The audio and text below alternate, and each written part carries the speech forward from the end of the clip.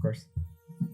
Well, everyone, welcome back to a very exciting episode of the Storybox podcast. Today, my friends, I'm delighted to welcome two neurologists or neuroscientists, I believe, Dr. Dean and Dr. Ayesha Sherzai. Did I get the last name correct or did I butcher it? Yes, you did. That's good. It's Perfect. Sherzai, there we go. Say it better.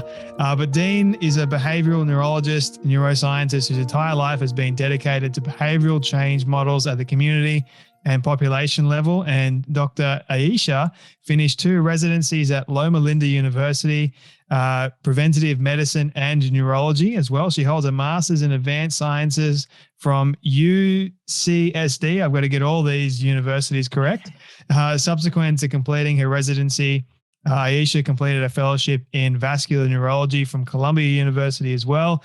You also have 2 books out, I believe. One of them is called The 30-Day Alzheimer's Solution, and I'm not quite sure of the other one. Is that right? Dean, go for it. Alzheimer's Solution and the 30-Day Alzheimer's Solution. Yes. That's it. Fantastic. I knew they had Alzheimer's in them, both of them. But welcome so much to the Storybox podcast, Dean and Ayesha.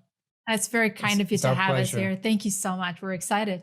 I'm excited to have you both here. We have quite a few mutual friends in this field, which I honestly appreciate. I was listening to your conversation with, as more of a compilation conversation of Simon Hill, and you guys just love listening to all the wisdom and the advice that you guys pour out there for everyone. And one of the areas that I do want to get into later on is in strokes. And my grandfather actually died of a brainstem stroke. So I want to touch on that for my audience too. But before we dive into all areas of the brain and nutrition, that sort of thing, my very first question for you both is, what does success look like for you? Who wants to go first? Oh, boy. Oh, you go first. Yeah. Success looks like us bringing paradigm shift in the world of healthcare. Bringing change in healthcare, bringing change, period. Change, period. Change is everything. Yeah. We are the foundation of change as human beings. We are living in a world where change is looked upon as a negative thing. The very machine that makes us who we are, which is the frontal lobe, its singular function is change. I'm actually going outside of neuro, but it's okay. Change, managing change, understanding change, pushing change, evolving towards change, living change, being change. That's who we are. And so success to me looks like, if we can even bring humanity the idea that change is not bad, in fact, it is the essence of who we are, then that's success to me. Absolutely. I'll pass it on to you. Wow. It's difficult to top that. But I think success to me personally is not a milestone or a specific goal. I think success is defined as finding joy in the process of movement and in the process of enjoying the journey. As a mother of 2 teenage children, I think that's one of the most humbling things that I've learned in life, whether it's in the realm of medicine or, beyond medicine and, humanity, is understanding that the journey of curiosity, of finding out things, of experiencing and being good at that and being aware of it and mindful of it, that to me is success. So hopefully if people can actually understand that journey very well and accept it and be in the moment and feel the discomfort and be comfortable with that discomfort, that's success. I love both of those answers. I wanted to touch on Dean's for a moment in regards to change. I mean, you're in the forefront of changing the way people look at neurology, the brain health, that sort of thing. I think you both are really. I wanted to ask you both this question. How often does our brain change in both a positive or a negative way? If that is too broad of a question, I can nail it down for you if you like. No, it's beautiful. our brain is an ever-changing living organism. As much as we keep using that concept of a living organism to stand for change, there's no part of our body that changes more and more constantly and more diversely and more profoundly and more powerfully than our brain, for good and for bad. And that the direction and the vector matters, and it's in our control, both whether it's as far as building it, as far as its foundations, as far as what makes it, as far as health of it, and as far as its capacity, cognitive capacity. We can maintain ourselves in a closed loop of comfort, as Ayesha put it, or we can break through those boundaries and open up the infinity of this incredible brain. Hold on. We have props in this house. I love it. This thing is unbelievable, and its major capacity is ability to change, and to change in its environment. I mean, for millennia, we survived and we evolved by just having intrinsic characteristics and by accident whether we survived. But at the moment we developed a frontal lobe, and it's a little more than that, we took control of that survivalship by the ability to change. So for the audience that is listening and not watching, Dean is actually holding a model of the brain, and he's pointing to it's a real parts. human brain that I just took. No, I'm just kidding. It's a plastic model. no. He keeps one alive for us. Yeah. So it's a changing. It's a beautifully. Let me give you. It's 87 billion neurons. But each of those neurons, so it's 87 billion neurons, and then they have these supporting cells called glia, microglia, and the astrocytes, and these actually outnumber the neurons by tenfold. Then each of these neurons can make a couple of connections, or as many as 30,000 connections, and those numbers vary. Why do they vary? They vary because you force them to vary, because of your thinking. You're challenging yourself. You're pushing yourself. You're pushing yourself beyond your comfort. Do that math. That math is bewildering. 87 billion times 30,000. Let's say if it's not even 30,000, by 5,000, that's in quadrillions. I mean, that's the power of the brain and its capacity to change. And we narrowed down to watching Kardashians. I mean, I like Kardashians. Yeah, I do. Don't get me wrong. I do. But I'm saying that's the capacity we have. It's remarkable. It's beautiful. How much does the size of our brain really matter, or does it matter at all? Because and when we're talking about the amount of neurons that we have, does that also differ from person to person? It's a great question. So the size of the brain, it doesn't matter. And when you look at the human brain and compare it to other animals, there are animals that have bigger brains. A whale has an enormous brain. An elephant has a bigger brain than us. But I think it's the proportion of some parts of the brain that are bigger than the rest that's more important in human beings. And also the sulci and the gyri, which are the invaginations in the brain that increases the surface or the connections between different cells, that matters more. We are born with a set number of cells, and within the first 5 years of our life, there is a process of programmed cell death where certain cells actually completely die because they don't have any function anymore, and we're left with 87 billion neurons. And obviously that number is determined by our environment, by our nutrition, by the kind of stressors that we are exposed to. So we basically live with that set number of brain cells throughout our life. That is called the brain reserve. And then what we do with it, whether, what kind of information we're exposed to and what kind of lifestyle we choose, that determines the connectivity between the cells. And, being neurologists and scientists, Dean and I have looked into developing more of these brain cell connections. The concept of neuroplasticity has been discussed a lot in the past, and it essentially points to the fact that throughout our life, we have the capacity to increase those brain cell connections. And that translates into better processing, better memory, better thinking process, and overall better brain function. So if we were to have a damaged neuron, say, for example, can we regenerate new ones? Is that ever possible? Or are we stuck with the 87 billion? Well, no, you can go down from 87 billion and you can't go up from 87. But if you go down, you can regenerate some new neurons. But the number of new neurons is not as important as the number of new connections.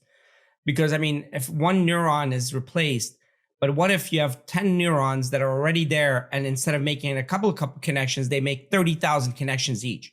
Yep. That's the capacity. The connectivity is more important than the regeneration of individual neurons.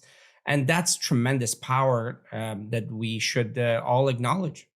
When we're speaking about the power of our brain and the mind, for example, this is the first question I have for you. Is there a distinct difference between the mind versus the brain?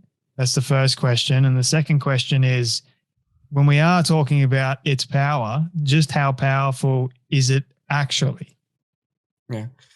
So the mind is a product of the brain. I mean, this is a controversial. It should, in 21st century, I don't think it's that controversial. Yeah, most scientists have come to. It's a product of the brain. There's nothing outside. It's not outside of the brain. I mean, as much as we want to make ourselves feel like, okay, no, we have something that's no, it's a product, but it's a unique product. Now that product is mind or consciousness or whatever continuum thereof you wanna call it. It's a very difficult thing to put your hands around. And this is actually why we came to this field. That's why I wanted to study consciousness and the idea of the mind theory and all of this stuff. And you see it in two places. Once you see the whole transition in ICUs when patients who are in coma and they come out of coma and that whole journey. And nowadays you can actually see what they're thinking to some extent while they're in coma, with these incredible machines and EEGs, and now with AI being able to read patterns and all that, it's remarkable. And the other place you see it is when a person is going through dementia, this transition as they're losing parts of themselves. They're losing parts and islands of consciousness, I call it.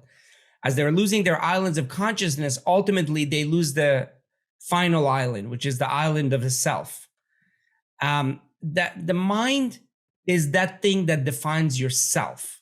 Yeah. It varies throughout life. I've known patients who've developed vascular cognitive decline, and they get slower and slower and slower. And you can see them. You can see their videos when they were in their 40s, very sharp, talking quickly, and then they're older and it's much slower. And that's vascular disease that slowly crept in. But to them, they're the same person.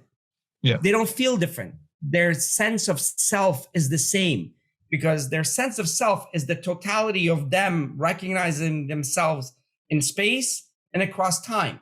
Yeah.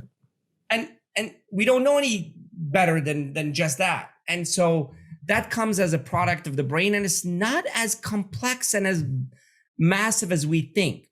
We'll get to the massive part in a second. But that sense of self, that consciousness is not as incredible as people think it is. It's just me recognizing that this physicality is here in this moment and recognizing some connectivity to the past. And even that's a cloud, and some connectivity to the present and the future. And that's a cloud. Okay, I'm getting a little too wonky here, but we'll get back. But capacity is difficult to define. What capacity of what? Capacity of memory. Well, short-term memory, we have 7 bits. Now they say 4 bits. Now some people say 9 bits, but those 9 bits can be clumps, so you can make it bigger and bigger, but still not much. But our capacity to memorize bigger items and longer items by doing those kind of tricks is massive. It's not just tricks.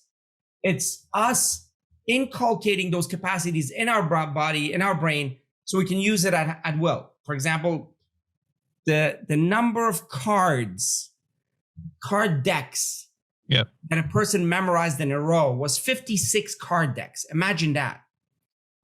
So that speaks more to our ability to focus and maintain a visual image. That's remarkable.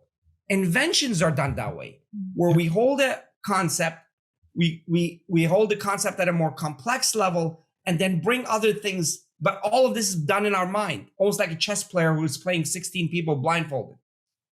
That's the level we have that we can actually manipulate with those amazing neurons. So so at the same time, I want to demystify this mind and consciousness thing, but at the same time, I want to bring up to the surface the true capacity of the mind that we have and we can build. When we are talking about, say, for example, the brain's capacity and all that sort of stuff, just how much, because we've been studying the brain for centuries, I believe, just how much are we yet to figure out regarding the way our brain functions, its capacity to hold things in there, that sort of thing? I don't think we can put a number on that, because every time we think we know a lot, suddenly we find out more and we're humbled. And I think that's the most exciting and the most humbling aspect of science. Yeah. One of our favorite statements is, to the best of our knowledge today. We want to preface every statement by saying that. And that's because every day we develop new tools to find more about a concept that was already accepted. And so we don't accept anything. It's just an evolving journey of finding more and more. We have found a lot in the last decade, I should say, especially with the advent of imaging, with genetic studies looking at epigenetics, how the environment affects our gene and how that manifests into health, wellness, or disease.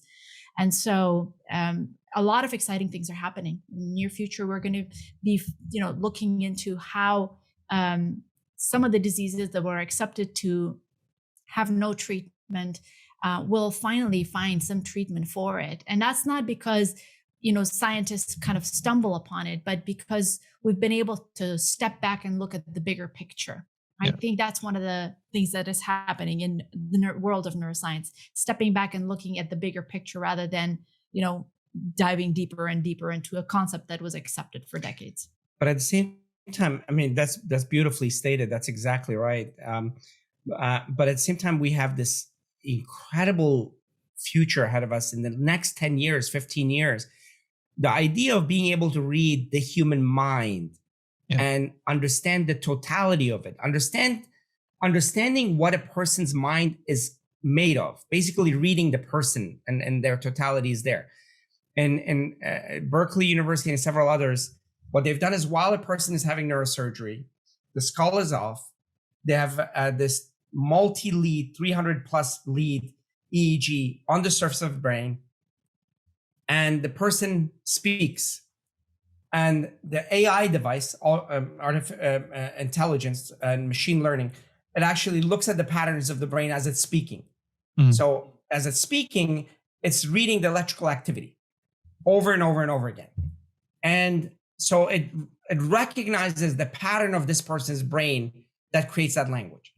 And then they ask the person to think of something they just said.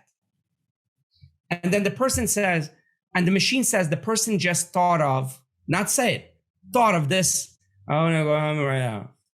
So when I say it that way, you don't understand what I'm saying. But if I say it clearly, you say, oh my gosh, the machine really did understand. Yeah. I want to go home right now. I want to go home right now. So the level of resolution of reading your mind by AI and EEG combined is at that level where it could actually read your mind. And that's remarkable, because it's not reading the mind with greater capacity computers that can actually read multi layers of thought and past and memory and all of that. You can basically draw the map of a human being. I know this is, again, controversial. I don't care. This is what science is. And if somebody's not happy about it, they can contact Jay. But reality is, we're right there. It's beautiful. It's kind of scary as well, but it's beautiful that we could actually understand. For example, somebody's in coma. Mm.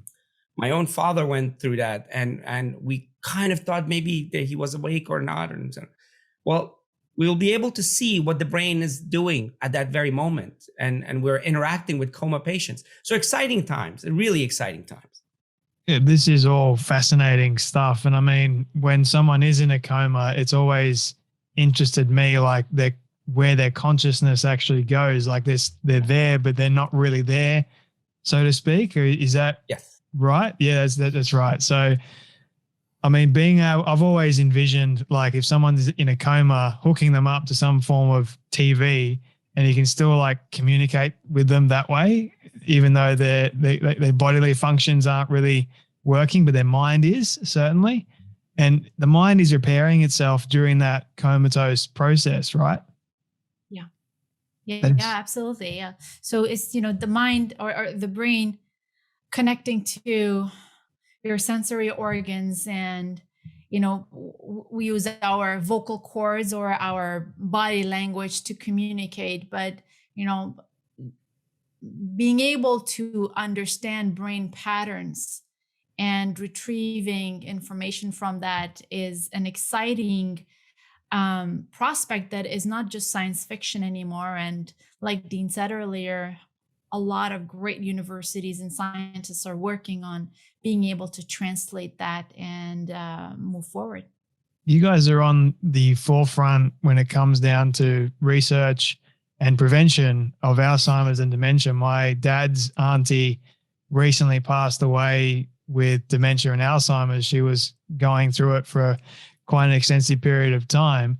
And it is really, really nasty seeing someone like lose their ability to, like, their memories, and they don't remember who you are, so to speak. It's really, really sad to actually watch it happen. But I wanted to ask you, with all the technology that is advancing and all the science that is advancing, and the more we understand Alzheimer's and dementia, do you think that one day in the future we'll ever be able to find a cure for it, reverse it at all? I'm really sorry to hear about your relative. It's always painful to hear somebody going through that, and having had relatives who went through that. We both each had grandparents, and it's one of the most painful things to see.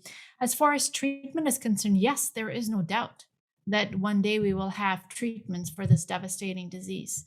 We're getting closer and closer, even though it's pretty dismal when you look at the clinical trials. And currently, we don't even have a single agent that can reverse the damage. I mean, there was, this one medication, aducanumab, that came up on news that could potentially remove amyloid from the brain. Amyloid is the bad protein associated with Alzheimer's disease, but there were a lot of flaws in the clinical trials and the outcomes, and it got approved. But right now, as of now, we don't have anything.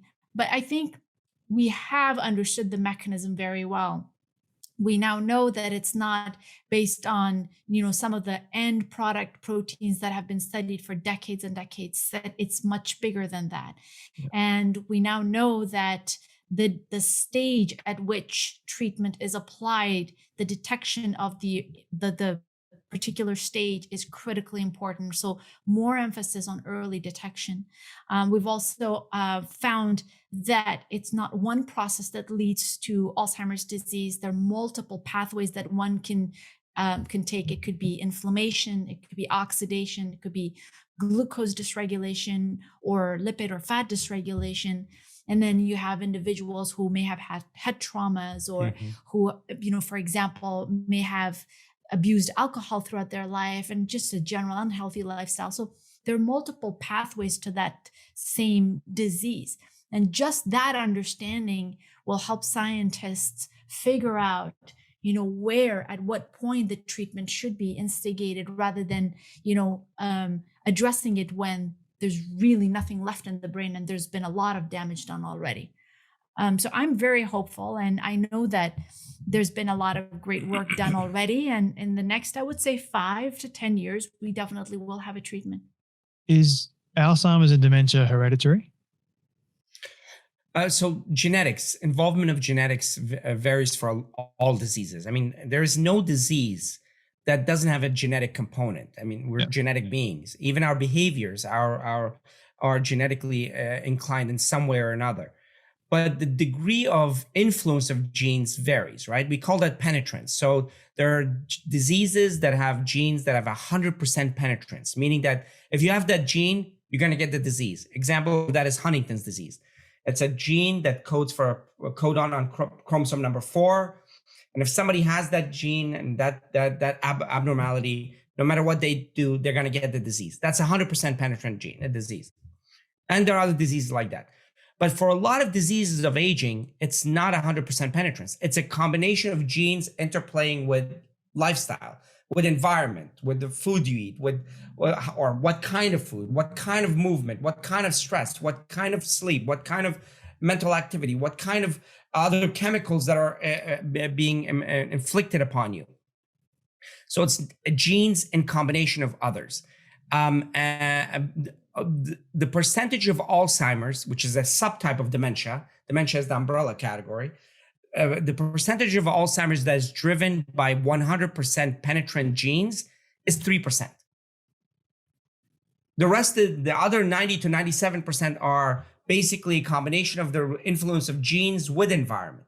Even the second highest penetrant gene, which is ApoE4, yes, if you have one gene from one parent, your risk goes up 4 times. If one gene from each parent, 12 times. But yet 50% of people with 2 genes, ApoE4 genes, never develop the disease. Why? Lifestyle, environment, things of that nature.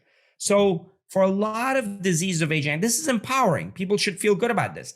Yeah. For a lot of the diseases of aging, genes have a component, different degrees for different people, but lifestyle and environment has a bigger influence. Good point, actually. So when we are talking about detection, early detection, for someone my age, like I'm 25 at the moment, am I able to test whether or not I would be at risk later on, or is that still too early? So there are some genetic tests that one can do, but I think the gain is minimal, and actually it might be just anxiety evoking. One should understand that as we live, we're all in a damage control mode. So even just normal life, normal aging can cause some damage, wear and tear to our body. And assuming that we all carry that risk, and fixing our lifestyle and environment to give our body, and especially the brain, an opportunity for it to heal itself and not to suffer from this normal wear and tear. And this normal wear and tear becoming more of a strategic damage. That's the most important thing. So we say, live your life as if you have the risk, and don't worry about the kind of genes that you have, because obviously at the end of the day, we don't have any control over it. Yeah. We're not at that stage where we have specific personalized or precision medicine techniques to modify genes or anything of that nature. We should all assume that lifestyle is incredibly important. And those genes that we carry, whether they're the good ones or the bad ones, they essentially do get modified. They do get turned on and off based on our activities, based on the things that we eat, based on exercises or lack thereof, the stresses that we experience, or the sleep patterns that we have. So thinking about it from that angle actually is healthier. Beautifully stated. That's not to add to it, because there's not much to add, but please do add. No, on the positive side of it is so one is damage control. The other side is building capacity. Absolutely. At 25, some of the things that we can do is not just build our reserve, which is the bank account that protects us going forward. A 25-year-old is not really that worried about 75 years of age. No. Maybe you are, but not many people are. So, but they are worried about, can I get my optimal brain capacity right now? And that's available to everyone. Yeah. And that optimal brain capacity, whether you're in business or in podcasting or whatever it is incredibly important. Your focus, your ability to process information quickly, your ability to manipulate language and thought and visuospatial and attention and logic, all of that gives you a tremendous advantage over your others, but but even forget about others, for yourself and life, which is at a different level of awareness and consciousness than your normal state. Yeah. That hyper-aware, hyper-capacitated state is available to everybody. No magical thing, no hacking. I'm sick of biohack that. I mean, it's so silly, it's beyond belief. And it's usually people who don't have any biology background, they're hacking everything. But forget about hacking. But ability to increase focus. I do these exercises where I get a person to try to memorize 20 items. And they usually don't do that well, no matter what the IQ.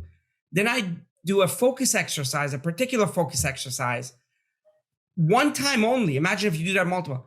And then we go through the memorizing activity. Literally the most impressive thing for them in their life has been that. The fact that by just one episode of focusing and increasing focus, their memory was exponentially improved. That's available to a 25-year-old, besides what the benefit you're going to get later. Yeah. But right now, I'm so glad you said that. No. Because You said it too. I mean, a lot of times when you bring up the word or the concept of dementia and Alzheimer's disease, it really doesn't sit very well with people who are not privy to it, who are those not 25-year-olds. Those kids out there, kids, they have no idea. They don't, I sound like those people. I know, like those kids nowadays. Yeah.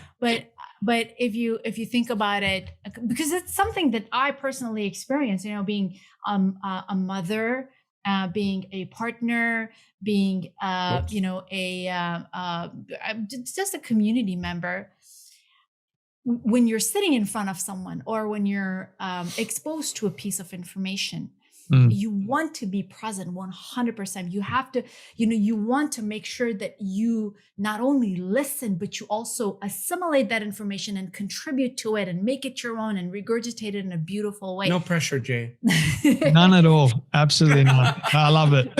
So, to be able to do that is a gift. It's beautiful. Instead of being all spacey and not really knowing what's going on and forgetful or not being engaged.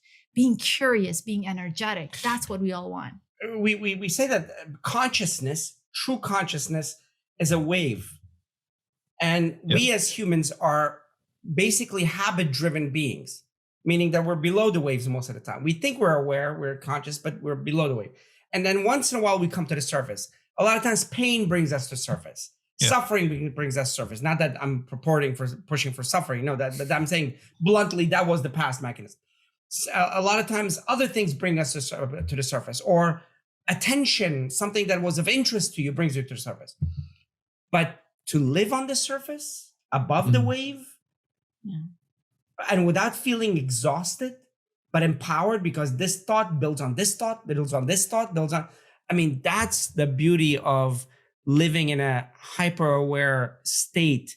And I think that would be something that would be incredibly attractive to 20-year-olds, 30-year-olds, 40-year-olds, anybody. You sound like you're aging yourself when you're calling people 20-year-olds. I'm in my teens. I didn't say that. I didn't talk about the teens, did I? He's young. He's young in mind, people, and young at heart too. So it all works well. I mean, I was sort of more worried about having too many brain farts at my age and asking, what's going on there? Should I be worried about early onset Alzheimer's and dementia at my age, or trying to fix the brain farts that I have, which is just, whenever I'm having like a conversation, sometimes this has happened quite a few times in the past where I've just been mid-thought and then just lost it. Like can't bring it back. And I'm like, what is going on there? Yeah, I know that happens. I attribute that to your the person you're talking to. So we're gonna take credit. I haven't noticed anything like that right now. So we'll take the credit. High five. Yeah. You're welcome, Jay. You're welcome, Jay. You're very engaged. But that happens to all of us. That happens, but for multiple reasons, including the fact that you're so busy that all these other things start seeping through and pulling you to other areas of attention, and that happens. And one of the tools to use is, when people say multitasking, we say there's no such thing as multitasking. It's just doing multiple things badly. It doesn't mean we don't do multiple things, but if you do them in their own silo with their own success margins where you actually finish this thing, then go to the next. That actually builds an incredible discipline of a focused mind that can do many, many things, but in their own silos, cleanly, completely, beautifully, powerfully. I wanted to ask you, this is more my curiosity in the forefront here. Whenever you're driving somewhere and then all of a sudden you get to the location you weren't set to go in the first place, like you just completely zoned out somewhere. What's actually happened in that moment? Like you've just completely no idea where you've gotten to. You're not in the destination that you had originally planned to be in. Did you end up in that destination or somewhere else? I ended up somewhere else, a destination I didn't intend on being on. Yes. So I don't know if that's ever happened to you guys or what's going on. This is just more of a curious question, right? Like, it's an attention thing, right? Yeah. It's an attention thing, and we like I said, we are autopilot machines. When people say only 40%, when people say 40% of our behavior is habit and autopilot, I say that's wrong. It's more than 90%. Wow. Even our thoughts, even our political beliefs, after a while, because we put layer upon layer of political beliefs, and then we say that's a thought. No, you haven't thought about that, the basis of that thing for a long, long, long time. You just owned it and lived with it and surfed it. So it's autopilot. And autopilots take place sometimes. And when you're not focusing on the end, this happens because, okay, an example that's familiar to a lot of people in your audience is you're trying to go to the kitchen and halfway there, you forgot why you were going there. Yes, happens to me all the time. Or you go, instead of going to the cabinet, you go to the fridge. It's the same example, right? What it is in order to know where you're going, at the time when you're planning, you have to be focused enough to put that information in the right file folder or cabinet, metaphorically speaking. Yep. And then you go to that place and then you open that cabinet again and find out, oh, this is where I was going to go. Not that slowly. It happens much faster. But what happens is when you're doing multiple things, podcasts, family, work, all of this stuff, all of those are noises in the background. Mm-hmm. And when you're trying to plan for the destination, you're not putting the information in the working memory area properly. Mm-hmm. You go there and you try to go to that cabinet and it's nothing there. Yeah. So the key here is building the habit that if I'm going, it's called the habit of intention. I call it the habit of intention. Because that habit of intention is not just a nominal thing. It's a very powerful thing. If you build a habit of intention, then what I'm trying to do, I must do it well, not because of the thing, but because of the structures that I'm building in my brain. So if I'm going to go to someplace, I have to really plan it out, put it in my mind, whatever I have to do, and then go there. Not because I want to get there. Yeah, of course you want to get there. You don't want to end up, if you're trying to go to your girlfriend's house and then you end up in an old girlfriend's house, that's a bad thing. I'm not saying that's your terrible case. You probably won't come back home. Yeah, exactly. But it's the act of that discipline of building focus so you can put the memory in the right place and then end up, that's critical because that's the highway of habit. That's the highway of cognitive state that you're developing. And that's important. The girlfriend thing changes from day to day. So. I've been married 17 years. I don't even know what I'm talking about. Yeah, 17, 18. Yeah. Good you remembered 18 years, not 17. Otherwise you could have gotten in trouble later on. Yeah. We'll fix it later. That's right. Exactly. I've heard you both speak on Simon's show about the importance of actually writing things down like lists and the importance of like letting your brain rest. And if you got a thought at nighttime when you're about to go to sleep, actually write it down and then try and remove all that. I wanted to ask you about the importance of actually what happens with our brains as we are writing things down on like a piece of paper compared to that of technology. What is the difference? Like we seem to remember more, or I remember more when I write things down on paper rather than I do with technology. Is there any science to that? Yeah. I guess just the act of writing because it is a particular part of your brain that reads and writes and understands, or helps you read, write, and understand. And it's very closely linked to your working memory. So you're essentially reinforcing that system in your brain to assimilate that information and keep it there better than when you are typing.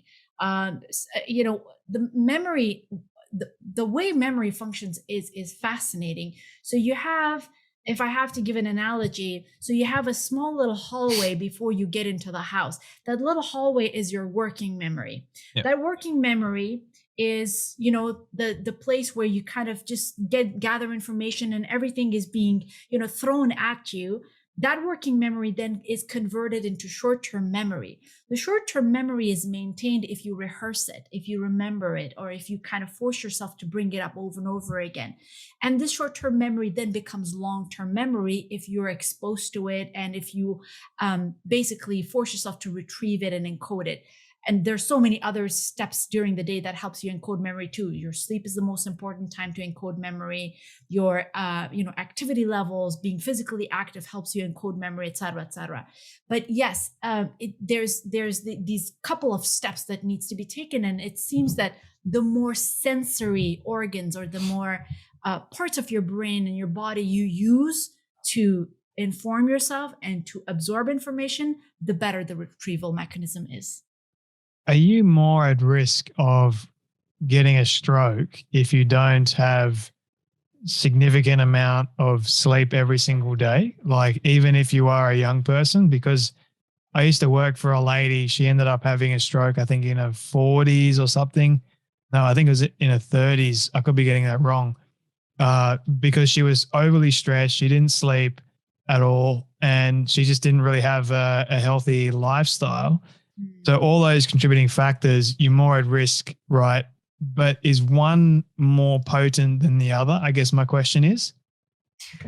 That's a very good question. So yes, lack of sleep could be indicative of so many things that are going wrong with somebody's system. Could someone directly have a stroke because they're not sleeping well? It could be an indirect relationship. So for example, if they're not sleeping well, they're probably overly stressed. When people are overly stressed, that you said, like you said, their cortisol levels are very high. When cortisol level is very high and high for a long period of time, your heart rate goes up.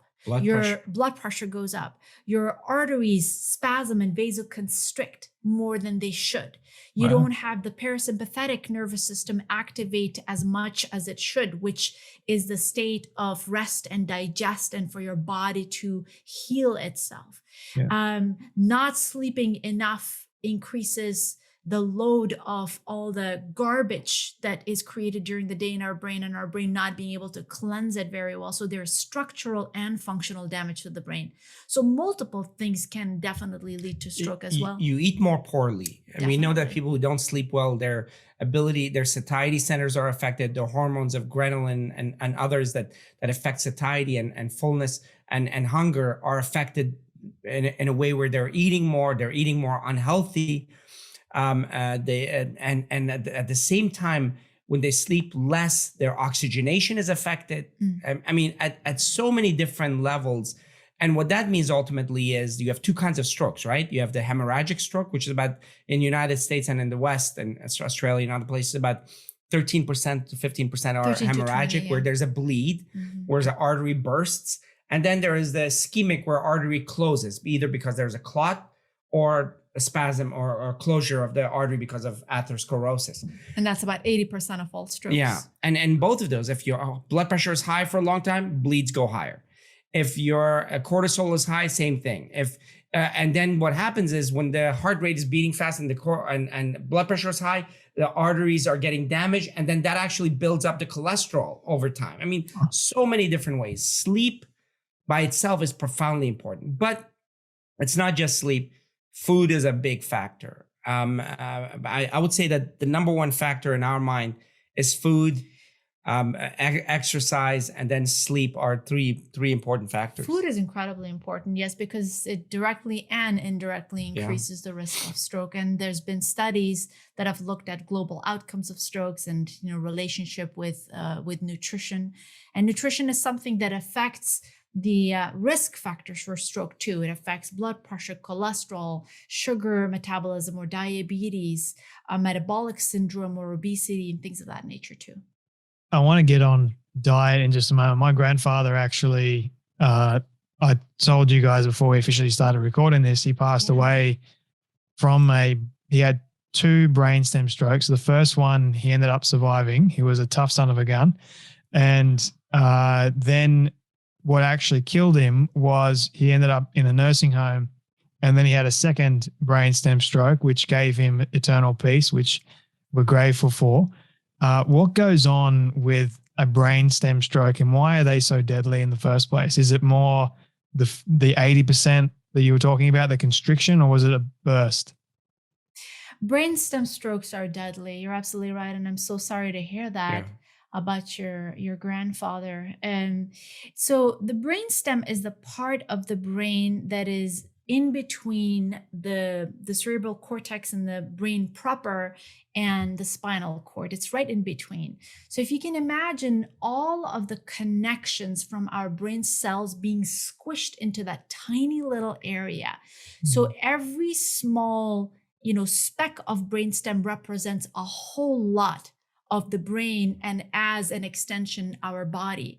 So even if someone has a very tiny brainstem strokes, and because it's a small place, only a tiny stroke can actually cause a lot of damage in the brain, in the body. So for example, a tiny little speck can cause paralysis of the entire half of the body, or it can cause sensory loss on one side of the face, say for example loss of vision, loss of hearing, loss of taste, loss of sensation in the face, and then movement on the opposite side of the body.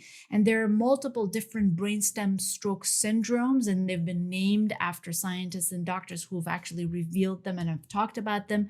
And it all depends on which part of the brainstem is affected, whether it's in the pons, the medulla, or the brainstem proper. So, all of these sections can get affected by it. The arteries in the brainstem are very tenuous. When you look at the anatomy, there is a very large artery that goes in the middle, and then there are these smaller arteries that come off at right angle from them.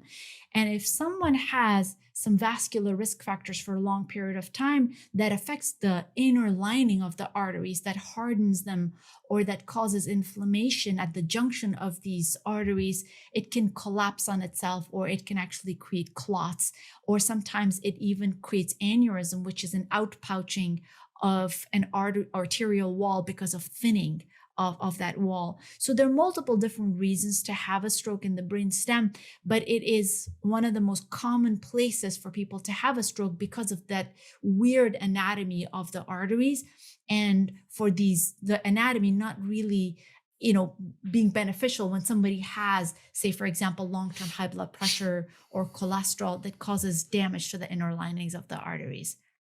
Is I'm probably getting this wrong, but Bell's palsy, where I think one side of the face goes numb. Is that it? Bell's palsy. Yes. So Bell's palsy is not a stroke. Not a stroke. It's a neurological condition where there is infection or inflammation of a nerve, the facial nerve. And that infection or inflammation or reactivation of some viruses that live in the ganglia, which is like, a part of our peripheral nervous system, they get activated, and people actually have paralysis of the muscles that are supplied by that nerve. And in fact, one way we know that it's not a paralysis and it's Bell's palsy is if both the upper side of the face and the lower are paralyzed, then we say it's Bell's. And if it's just the lower part, then it's a stroke. Right. But Bell's is not a stroke phenomenon. With clinical examination, you can differentiate between whether it's a stroke or a Bell's palsy. And if it is Bell's palsy, that sort of fixes itself over time? most of the time it can fix itself. It depends on whether it is caught early or not. Sometimes when people catch it early and they start an antiviral therapy, some people actually even start taking some steroids, that can fix the inflammation and can result in better outcomes. But there are times when people don't treat it, or for example, if the infection or the inflammation is very intense, they're left with some deficits for the rest of their life, which is pretty sad. Yeah. I've known two of my friends that have had Bell's palsy, and both have recovered, but it took them quite some time to actually recover from it. But yeah, I just wanted to. And Justin Bieber, the singer, the Canadian, he just was diagnosed with Bell's palsy, right? I haven't followed that story, but they said there was Ramsay-Hunt syndrome. Oh, was it? Okay. Or versus Bell's palsy. So we're not quite sure what it was, but I haven't really followed. I don't follow him on Instagram, so I don't know. But all my best wishes to him. Me either. So you're ahead of me there on that one, Dean. Yes. I keep up with the social media. You're more advanced in that field than I am. I'm just kidding. Yes. I wanted to ask you both about diet. You've got this book out, 30-Day Alzheimer's Solution. You also are very prominent with plant-based nutrition, which I'm probably like 60% there. I'm getting there, promise. It's on my journey. way. For everybody, it's a journey. And I've got Simon's book there to help me out too. Yes. Brilliant book, which goes very, very well with your book too. I just wanted to see, regarding the kind of foods that we should be eating every single day, how much plant food predominantly should we be eating to re-energize our brain function, to keep it healthy and safe, and to keep our focus and attention on point, and what foods in particular? Yeah. So we always say this. I mean, we're plant-based for multiple reasons, and we're very transparent, from the environment to animals to health. There's the data on health. I know there's some talking heads out there that say this and that, but the data globally, if we looked at the largest studies in the world, we were in charge. We looked at California teacher study, 133,000. We were doing research in Adventist Health Study and many others. The dominant issue is plants. But your journey should be your journey. It's critical that we work around habits and not around edicts. Yep. This is not an edict-driven world. It's a mind-driven world, which should be a systematic way around your strengths, your proclivities, your tendencies, your resources. And in doing so, then we empower people instead of judge people, instead of push people. We should definitely help people achieve, and without the feeling of absence or deprivation. Yeah. Instead of deprivation, they should feel a sense of gain. So forget about what you should get rid of at first. How about adding 2 big heaping servings of greens a day? Yeah. The data there is just crazy. For all these biohackers, if they just focused on greens, now look at this data from several studies. If you just add 2 servings of greens in your diet, you increase your life expectancy and quality by 11 years. Mm-hmm. If I could just stop there, forget about plant-based, keto, paleo, forget about all those battles. Those are for little kids' battle. No, it's just add 2 servings of greens. And by just doing so, you've significantly reduced your chances of stroke, dementia, quality of life, and everything else.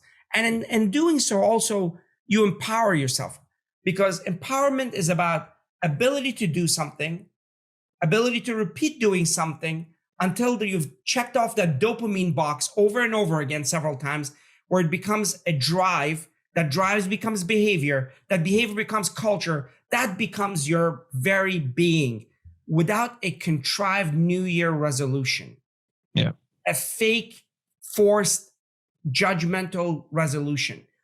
Just 2 greens. There it is. Our podcast is done right there. If we have to, if everybody in your podcast community just added 2 servings of greens, that would be a revolution. Yeah. But then if you want to add more, more vegetables, more legumes, more beans.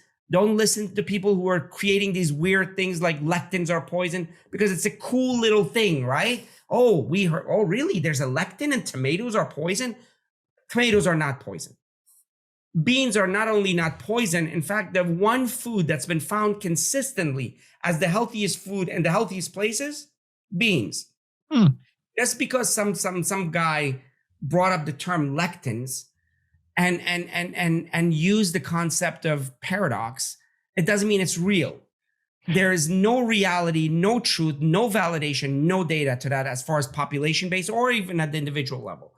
So greens, beans, add those. Don't worry about what you can eliminate. If you do choose to lower saturated fat is poison, whether you find it in meat, cheese, butter, but even there, do one thing at a time in a measurable, achievable way, and also in a systematic way where it becomes part of your life, not a diet, not a program, but part of your life. If you're going to eliminate sugar, not carbs. Carbs are phenomenal. Complex carbs are phenomenal. Clean, complex carbs are phenomenal. But sugar or processed carbs, yes, they're poison. Processed food, yes, poison. But saturated food, poison. If you're going to add any oil, poly and monounsaturated fats in olive oil, but even there in small amounts. So there are really simple, tangible changes, but in a measurable way that you can change your life. But get rid of two words. And Simon has heard me say this multiple times, and your audience, some of you might have heard. Get rid of the word motivation, because it has no meaning. Because if you can't operationalize a word, if it doesn't have a denominator, if it doesn't have a lever, if it doesn't have a measurement, if it doesn't have a tool to change it, it is not only not empowering, it's disempowering. The only thing that word is making, the only person it's making rich is Tony Robbins. And that's basically it. So throw away motivation. Instead of it, create measurable, attainable goals, clear goals, measurable goals, and systematize it in your life. And do one thing at a time. Greens, start with greens. On exercise, morning walk, 10 minutes. That's it. I'm not worried about the exercise. I'm worried about the habit.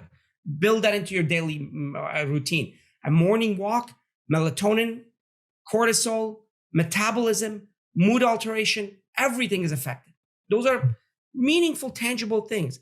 So that's where I would start instead of some new diet or some new program, but systematized, meanul things. Dean was on fire there. Yeah. Mic Sure. drop. Yes.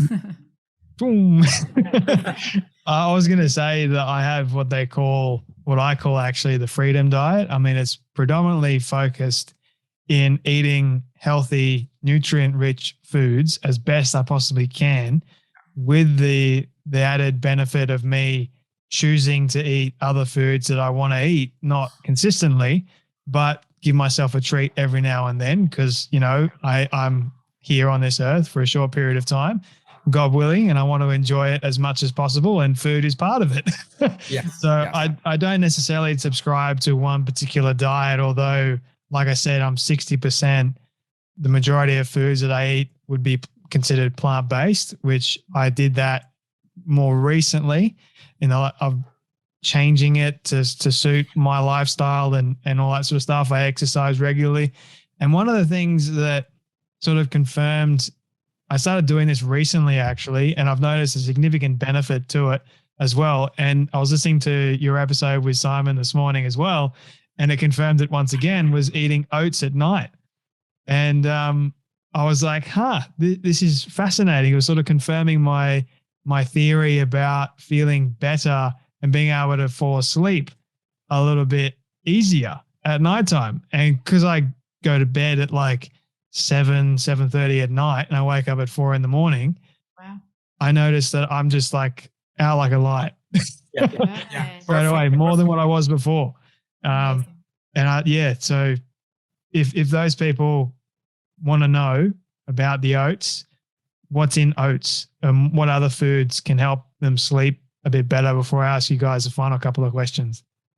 Yeah. I think more than focusing on what kind of foods help us sleep better, the question should be, what is the relationship of food and sleep? So we know that as we grow older, our body needs some time to rest before we hit the deeper stages of sleep.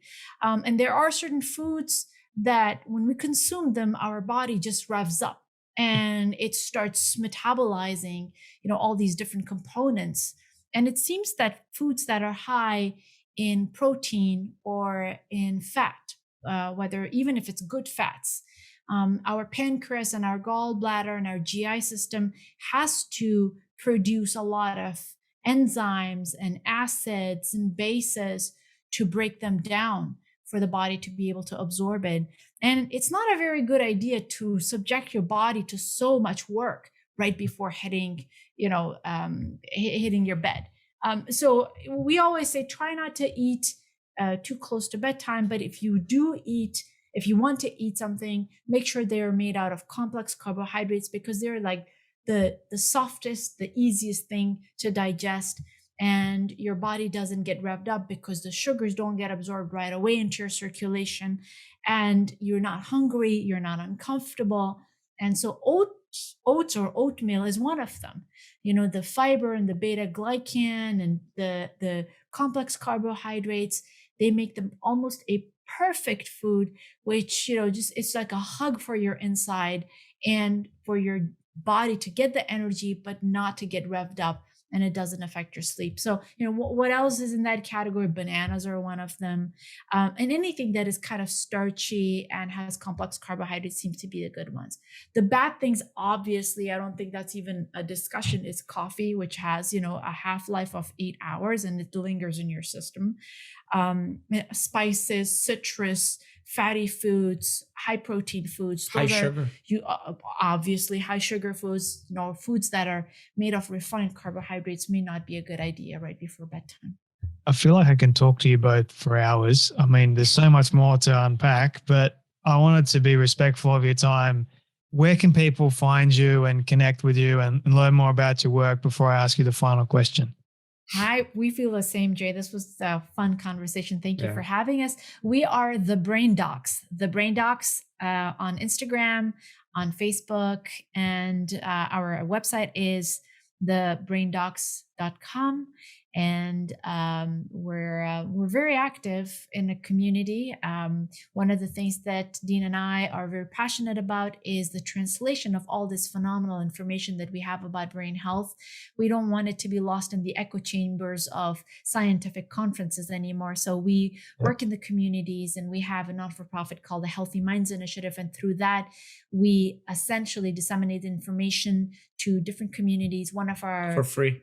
Wow. One of our projects that is near and dear to our heart is our project at the African American churches in South LA, Los Angeles, where we're training trainers to essentially be brain health ambassadors in their communities and talk about better brain health, but also about prevention of devastating diseases like stroke, Alzheimer's disease, Parkinson's, and others. And we're willing to come to any community, Australia, anywhere. Go to Healthy Minds Initiative, healthymindsinitiative.org. And that's our passion, to promulgate and spread the message of hope and health into different communities. We also have a thriving online community called the Neuro Academy, neuroacademy.com, where it's an online environment where people actually are exposed to information about brain health, and it's a beautiful community living together. Vibrant. In other words, you guys are not hard to find at all. I don't think so. No, I don't think so. Yeah. I mean, I found you guys pretty easy. And I found you guys really, really interesting. So there's so much that I learned today, and I'm going to message Simon later on and say, mate, part 7 or 8, come on.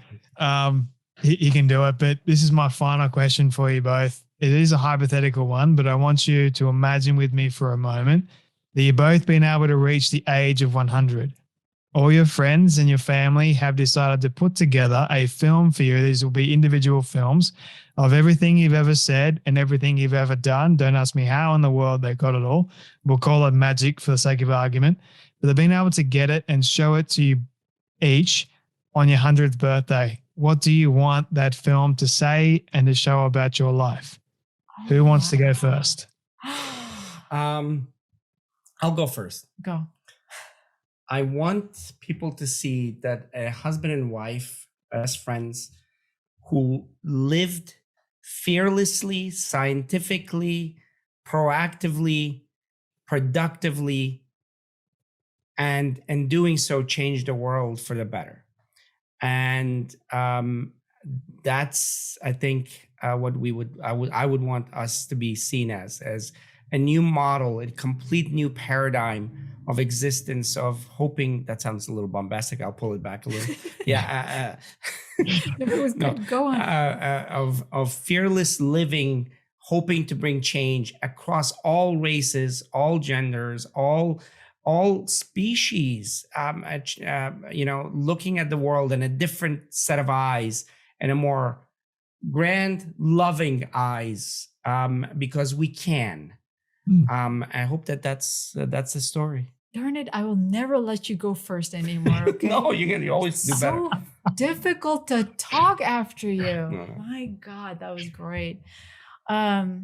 I don't think I can say it better, but yes, one thing that Dean and I always take pride in, and I love him to death. And, we've been together for almost 19 years and we've been doing this together. And I've been so lucky to have, such a great partner. We're best friends and we work together. For people to know that we have taken a lot of risks, fearless risks. And the outcome was just massive. And that's the only way to live, fearless living, to do the things that were not considered cool, but then they will be considered cool later on as well. Yeah. But they are the right things to do. Exactly. They're the right things to do, to stand for something that needed our energy and our voice. So I'm glad to have done that with you. You two are amazing. Thank you both so much for your time today, your wisdom, your advice, and your stories. Obviously, it's been an absolute pleasure. And thank you so much for joining me today on the Storybox podcast. It's our pleasure. It's our pleasure. Much Thank love you so to you, much. Jay. Thank you for everything that you're doing. This is wonderful.